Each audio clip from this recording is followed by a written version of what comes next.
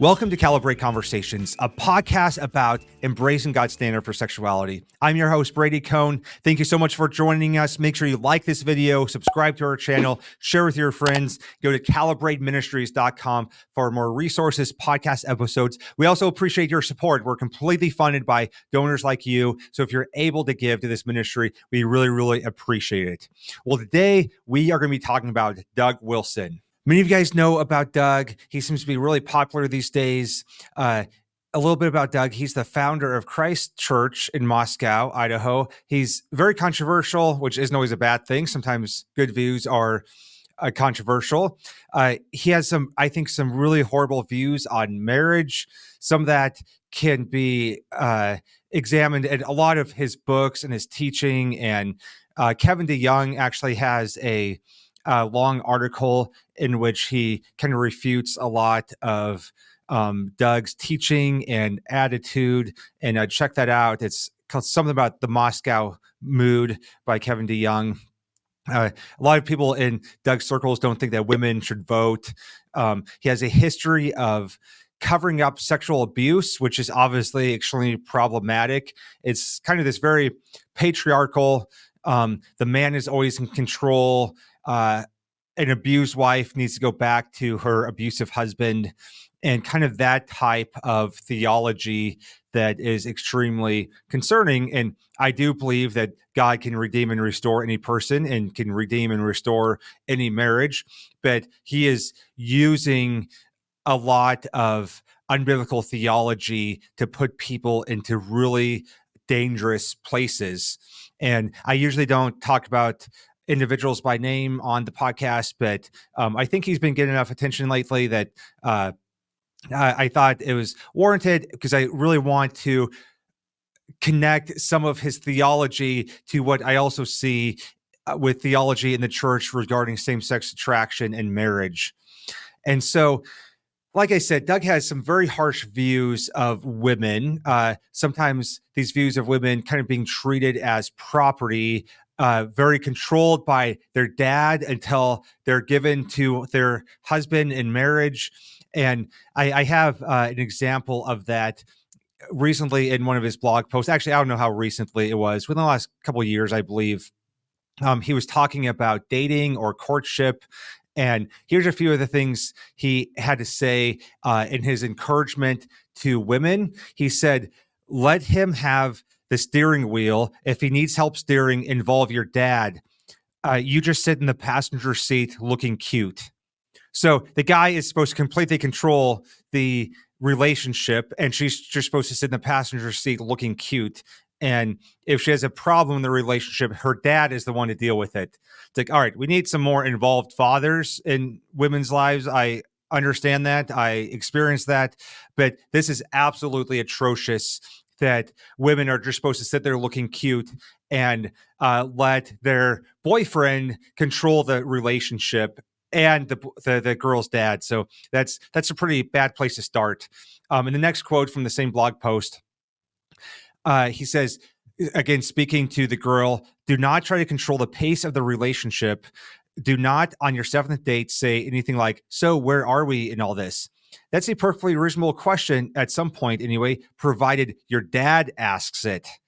Okay, so he says that a woman shouldn't try to control the pace of the relationship by asking, so where are we? And he says that should only be asked by her dad. That is absolutely ridiculous. What in the world? When I was in college ministry, and we're always helping kids work through dating, one of the aspects we talk about is defining the relationship. That's important, to sit down and have real conversations about defining the relationship. What are we? Where are we at? Where are we going? Those honest conversations need to be had between a man and a woman who are dating. And to think that only the girl's dad could ask that is really, really horrible. A woman should be a partner in this relationship. They should have communication that goes both ways, and they should always be defining where they're at and having some open communication about it. So here's the next quote. He says, "This young man has no actual authority over you, but if the relationship gets a bit more serious, both you and he need to be mindful of the fact that he is trying out for the part of becoming your head." So how do you treat him in the interim? So it's like, no, he has no authority because they're not married yet.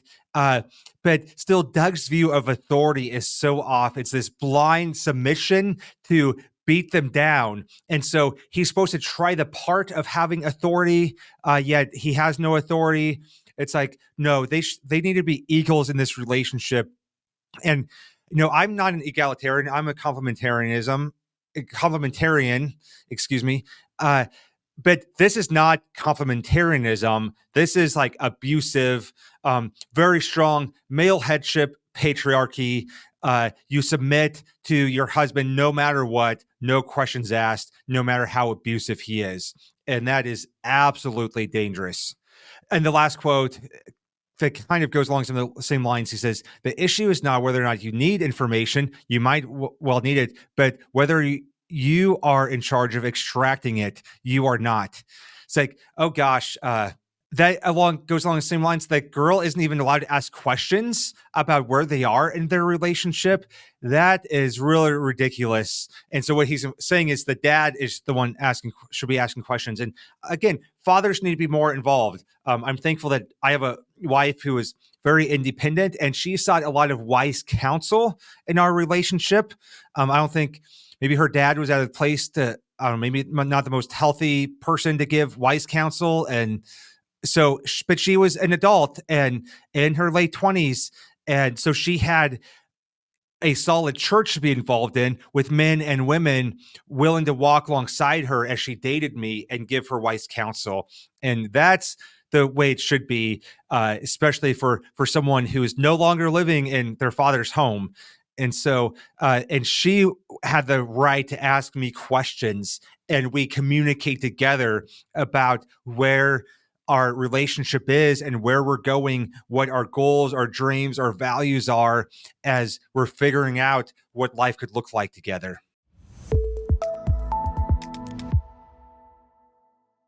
At Calibrate Ministries, we have an entire ministry just for parents of LGBTQ kids because we want to be able to shepherd your hearts and encourage you and pray for you and your family as you navigate these situations. So just go to calibrateministries.com and fill out the contact form, and I'd love to be in touch with you about how you can be involved in that ministry.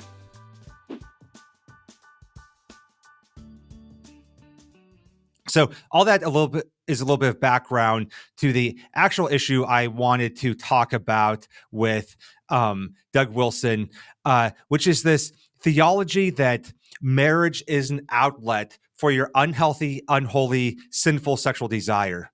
And I think that came out very clearly in this situation with him, with a person in his church. His name is Stephen Sittler. So back in 2005, so this was a long time ago, almost 20 years ago, Stephen reportedly molested 25 children, like sexually abused them, some of them in their homes, very, very serious abuse. I think he confessed over 15 of them, and he was ultimately convicted by a judge of lewd contact with a minor and sentenced to life in prison. All right. So these charges were taken very seriously. During this time, Doug and the leadership of Christ Church did not notify the families in the church. No one in the church knew that this was happening until months later, till months after the leadership knew. Therefore, families weren't able to figure out, is my child potentially a victim? And once they did know, it turns out there were over a dozen victims, maybe 24 victims. And so that in itself was a huge failure on Doug Wilson's part and the leadership of the church. And so he was sentenced to life in prison. But in 2017, he was released with a lifetime probation status. And so he got off pretty easily, released after less than 2 years, but given lifetime probation. But then he was still a member of Doug's church. And, I don't fault that at all. I think that anyone can be redeemed and restored. And that's awesome. Um, I, I think with his egregious background and so many girls molested, there needed to be some major guardrails to protect his community and his church. But Doug found a wife for him. He ended up marrying the a young woman in his church, and some of the marriages are pretty much arranged marriages. They were engaged on their second date because that's what her father and Doug Wilson decided. And so he married this girl after they're engaged on the second date. I don't think you can call it anything other than an arranged marriage. They were married in 2011, and Doug officiated their wedding. So jump forward to 2015, just 4 years later, they have their first child, a young son. And later that year in August, he admits in a polygraph test that I think he had to take as part of his probation that he had molested his infant son and that he was sexually aroused by it. And so here it is. This guy had a history of sexual abuse. And Doug put him in this spot and put this woman in this spot for him to further this abuse. And, a pastor can't obviously control everything. Hindsight is always 2020. But Doug defended this decision. And he said it's because he would be fine now being married because he had a lawful sexual outlet. And so that's what I want to focus on. A lawful sexual outlet is what Doug said. And so here is a situation where a guy had a very horrible history of not only just sexual sin, but of sexually abusing minors, up to 25 of them, some of them young girls. So absolutely tragic. And Doug married him off and what could be called nothing other than an arranged marriage, and then assume that, well, he's going to be fine because he has a lawful sexual outlet.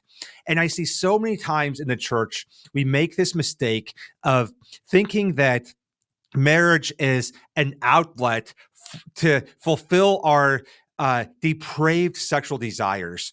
And I know that many times people go to 1 Corinthians 7, and where Paul says that if you're burning with passion for marriage, then you should get married. I don't think what Paul is saying there is that you should overlook all your heinous sexual desires and that you should use your wife as an outlet for that, right? I don't think we can read that into the text. And so I think that's a horrible reason to have this type of theology that is way off, that says that your wife is an outlet for your unholy, unhealthy, sinful sexual desires. So I see that in the heterosexual world all the time.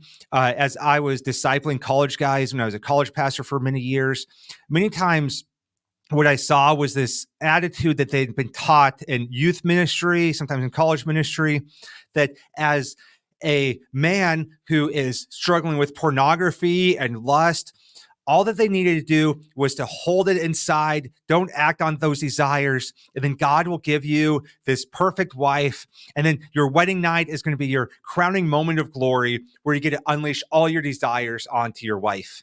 And that is absolutely a tragic and horrible way to start marriage. Not cool, man. Not cool. If a guy has lust and twisted sexual desires in his life before marriage, he needs to repent and he needs to find transformation.